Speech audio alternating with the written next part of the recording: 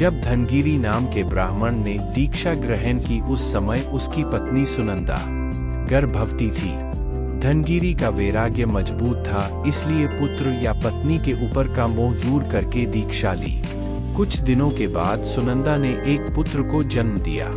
बालक जब पालने में है तब घर के लोग धनगिरी की दीक्षा की बातें करते हैं। वह बातें सुनकर बालक को जातिस्मरण ज्ञान होता है, दीक्षा लेने का भाव होता है। मम्मी सुनंदा का अपने पर से मोह उतारने के लिए उसने लगातार रोना शुरू किया। अंत में सुनंदा कंटाल गई। एक दिन सुनंदा के पति महाराज धनगिरी मुनि गोचरी भोरने के लिए सुनंदा के घर आए। सुनंदा ने अपना बालक ही भोरा दिया। माता के वहोराने के बाद बालक शांत हो गया। तब बालक वजन में भारी था, इसलिए गुरु ने उसका नाम वज्र रखा। गुरु महाराज ने उसको साध्वी जी के उपाश्रम में रखाया। संघ की बहनें उनकी देखभाल करने लगी। दूसरी ओर अब सुनंदा को पछतावा हुआ। बालक के बिना उसे अच्छा नहीं लग रहा था। कुछ महीने बाद सुनंदा राजा के पास गई और प्रार्थना की कि उसको अपना बालक वापस पाने के लिए राजा उसकी मदद करे। राजा ने न्याय किया कि राज दरबार में बालक को लाया जाए। बालक जिसके पास जाए वह व्यक्ति बालक को उसके पास ही रखे। सुनंदा ने बालक को खुश करने के लिए बहुत सारे खिलौने, खाने की चीजें बताई, परंतु बालक सुनंदा के पास नहीं गया और ओघा लेकर नाचने लगा, जिससे राजा ने वज्र को गुरु महाराज को सौंपा। वज्रस्वामी थोड़े बड़े हुए कि देवता ने उनकी परीक्षा करने के लिए मनुष्य का रूप धारण किया।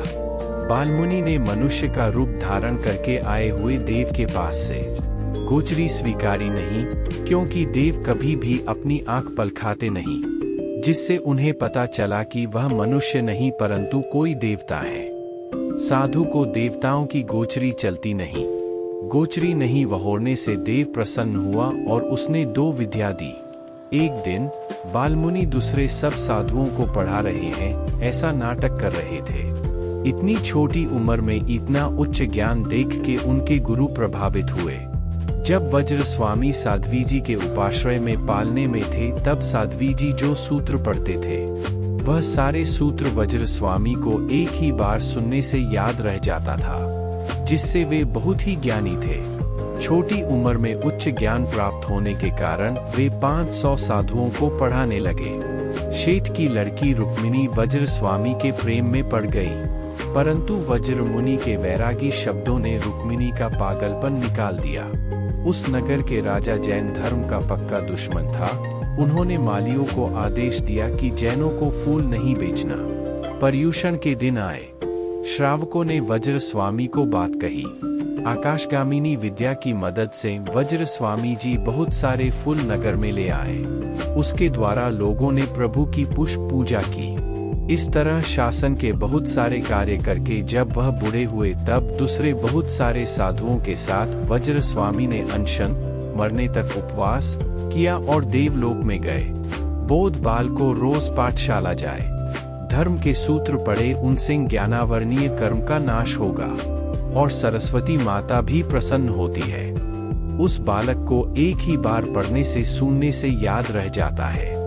अगर आपको भी वज्र स्वामी जैसी बुद्धि चाहिए तो रोज पाठशाला जाना चाहिए और नई नई गाथा पढ़नी चाहिए।